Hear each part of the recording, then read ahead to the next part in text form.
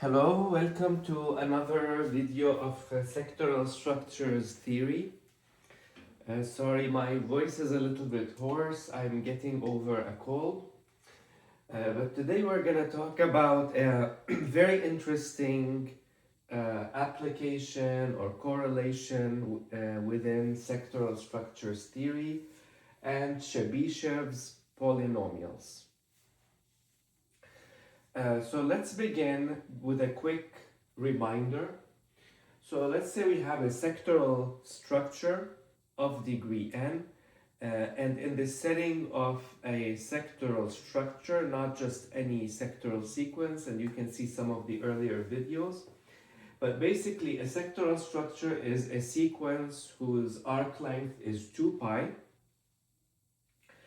and in such a sequence we call it a sectoral structure. And in this case, the degree of the sectoral structure is basically equal to the number of sectors contained with it. Each of these sectors has an equal central angle. And we use the symbol phi in this framework for the angle instead of theta, because theta represents something else. So phi is the measure of each of these individual angles. And phi is simply equal to 2 pi divided by n, or the number of sectors. Alternatively, we can say phi n is equal to 2 pi. Now, if we add phi to both sides of this equation, we get phi n plus phi is equal to 2 pi plus phi. Now we can factor this side and we get phi times n plus 1 is equal to 2 pi plus phi. Now, if we have two equal angles, then the sine of the first angle will be the same as the sine of the second side of the equation. So we will say that sine of phi times n plus 1 is equal to sine of 2 pi plus phi. Now we know that 2 pi plus phi has a sign that is identical to sine of phi. So we're going to drop the 2 pi.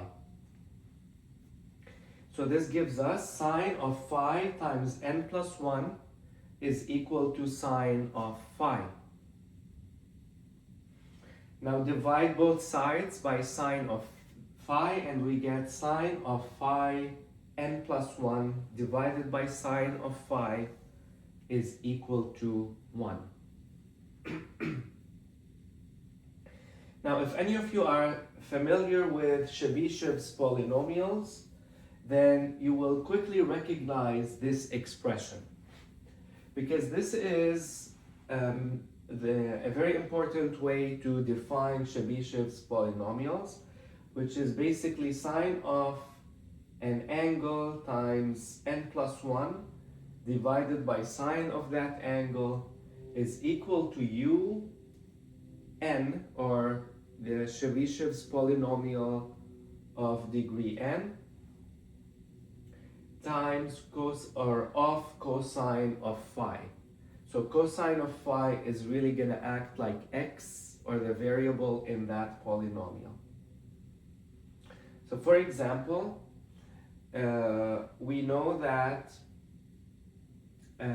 when n is equal to 2, the corresponding Chebyshev's polynomial is 4 cos squared of phi minus 1. When n, for example, is 4, then the corresponding polynomial is 16 cos to the 4th phi minus 12 cos squared phi plus 1, and so on.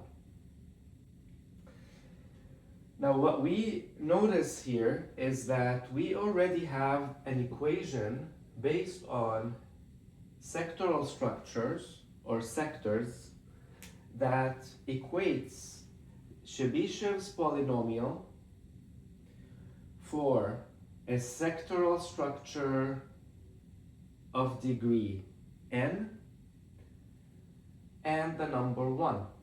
So the left side of the equation is a Chebyshev's polynomial, and the right side is 1. So here we have the polynomial, and it's always equal to 1.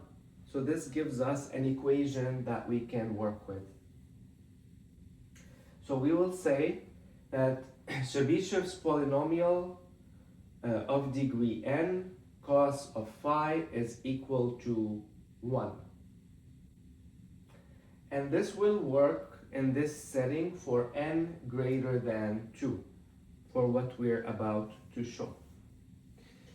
So notice here, now we already know what un or u subscript n is, the Chebyshev polynomial. These are already established. And we also know what phi is in this case. So for example, let's look at the third, or for a degree n equals 3, it'll be u3, so Chebyshev's polynomial, and just a quick note, these are Chebyshev's polynomial of the second type, not the first type. So we'll say u3, so the third Chebyshev polynomial of the second type, cos phi is equal to, we know it's this one here, 8 cos cubed phi minus 4 cos phi. And for n equals 3, we know what phi is. It is 2 pi divided by 3. So this is where sectoral structures are used to give us the value of phi. Or really any sector that is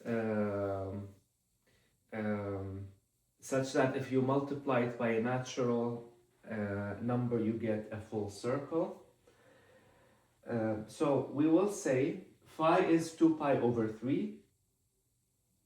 We will substitute 2 pi over 3 into this equation, and we do some arithmetics, and we end up with 8 times negative half cubed minus 4 times negative half, which gives us negative 1 plus 2, and which equals to 1 as the equation predicted. Let's try another example, u4.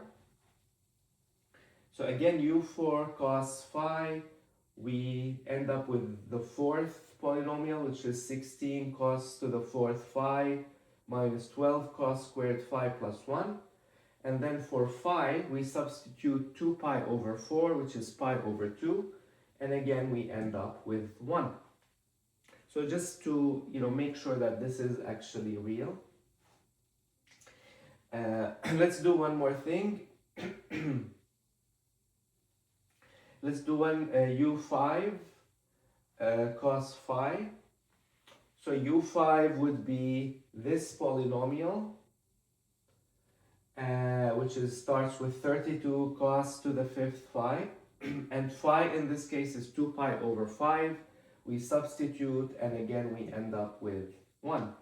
And really, we've already proved this algebraically when we got this result, but we want to show a few examples. So overall, we can say that un of cos 2 pi over n is equal to 1. So Chebyshev's polynomial of the second type of degree n for an angle of 2 pi over n is equal to 1.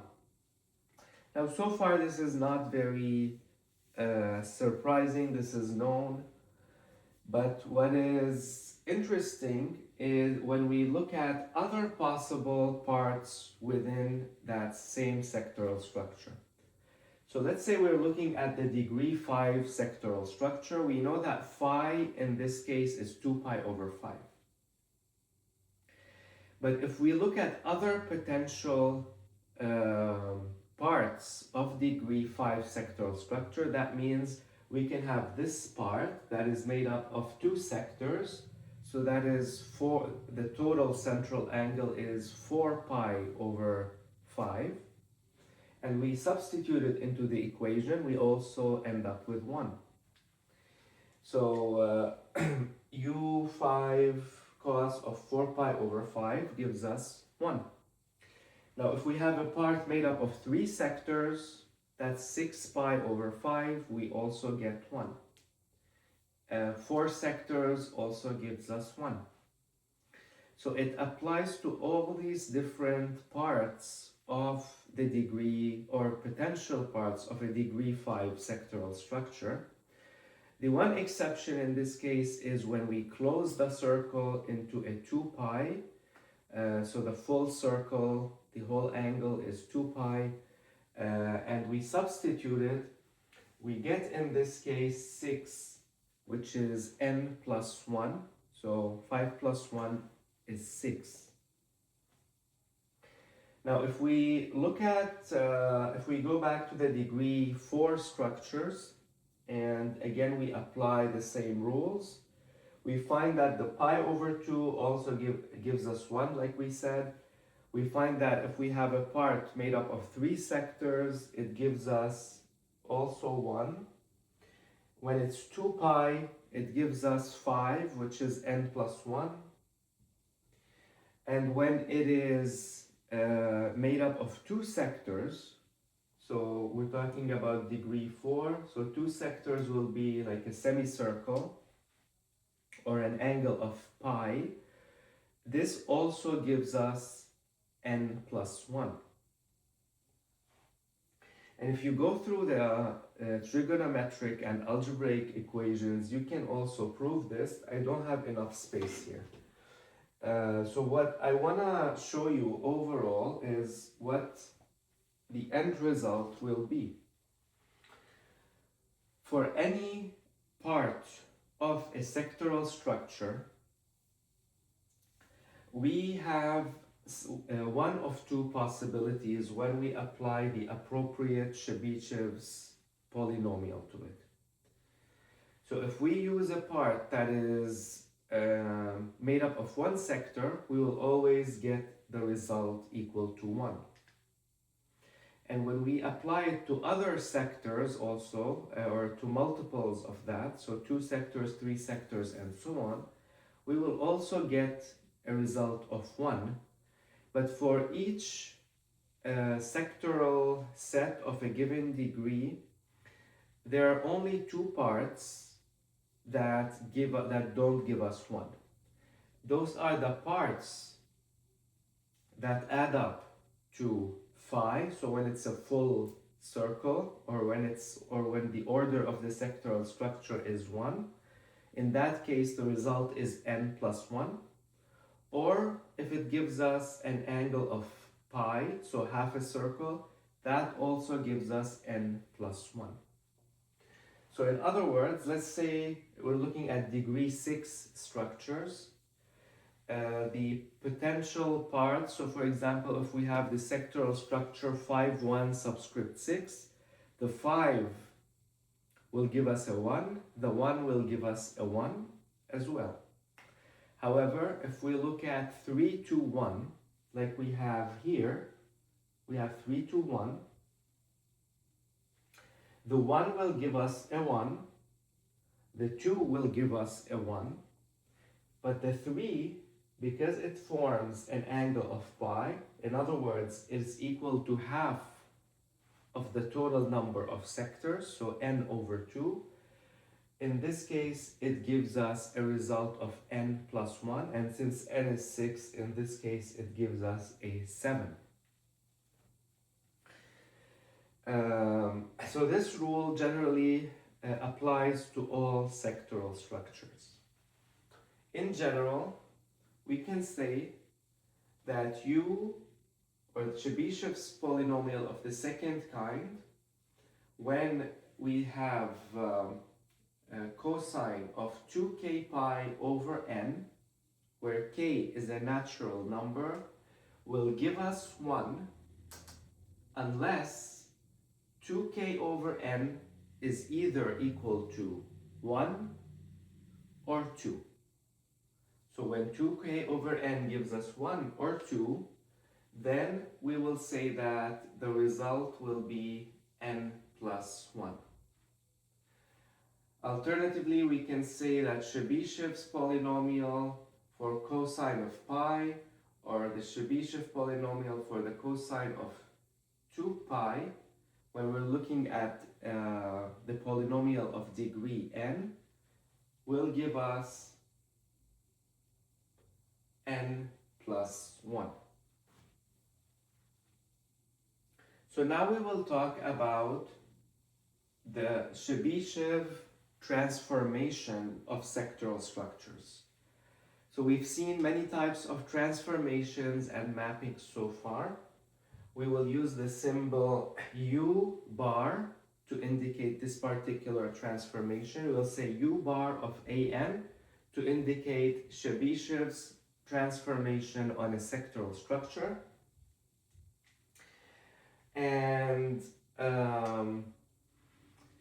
we will define this as following. If we have the sectoral structure AN of order lambda from I equals 1 to lambda, Wi, where Wi indicates the weight of that part, of part I,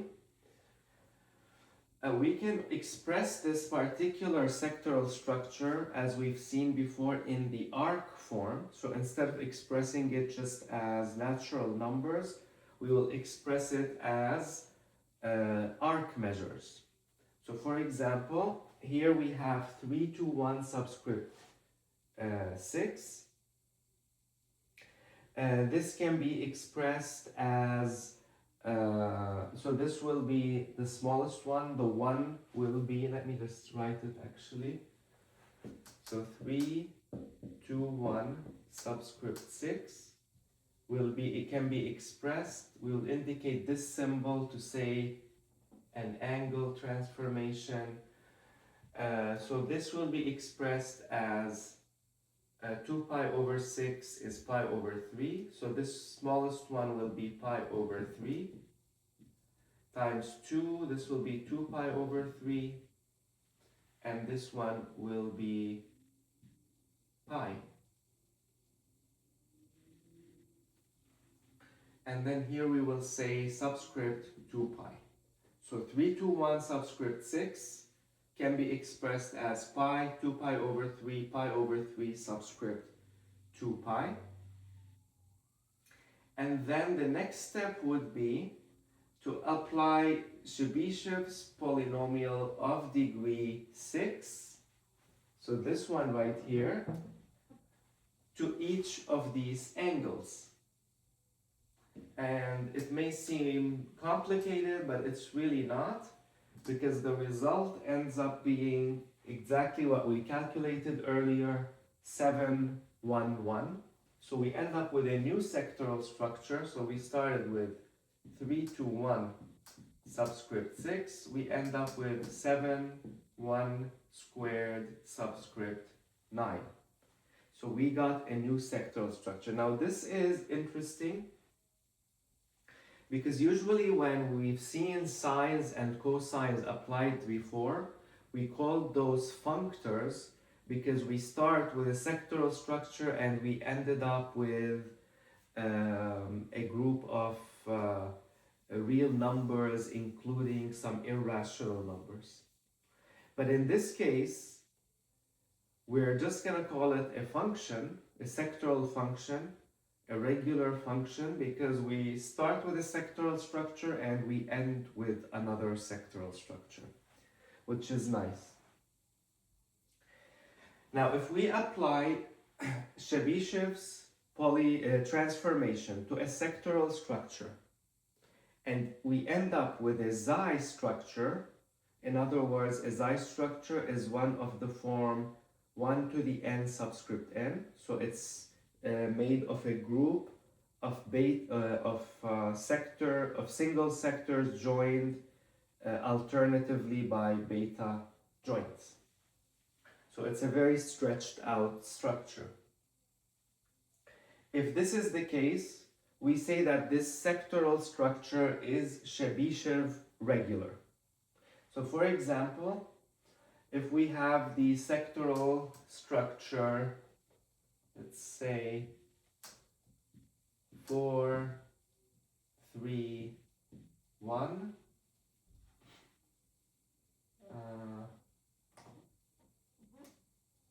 4, 3, 1, 1, subscript 9. When we apply the Chebyshev transformation to it, we end up with 1, 1, 1, 1, subscript 4. So we notice that both structures have the same order, so we say that this type of transformation is a homogeneous or homogeneous transformation. And we notice that we start with a regular sectoral structure and we end up with a xi structure of the form 1 to the n subscript n. So this sectoral structure is Chebyshev regular.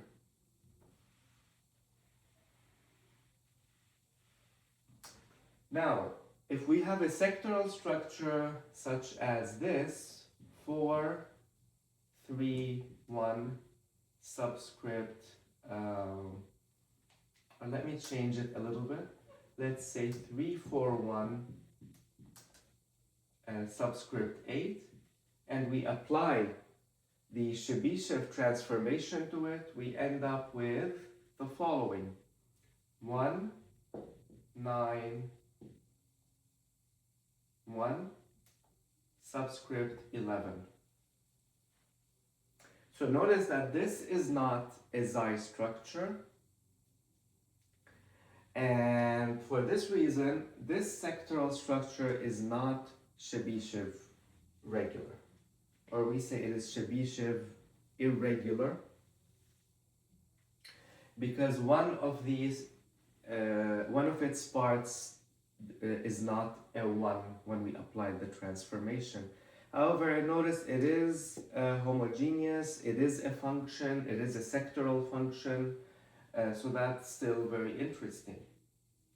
Now, if we apply the Chebyshev transformation to this sectoral structure, it will become regular. So it'll give us 1 cubed subscript 3. So for this type of structure, so these Chebyshev irregular structures, if we do u bar squared or more, then we do end up with a Chebyshev regular structure. Now also notice that when we apply the u bar transformation to a xi structure, we end up with the same xi structure.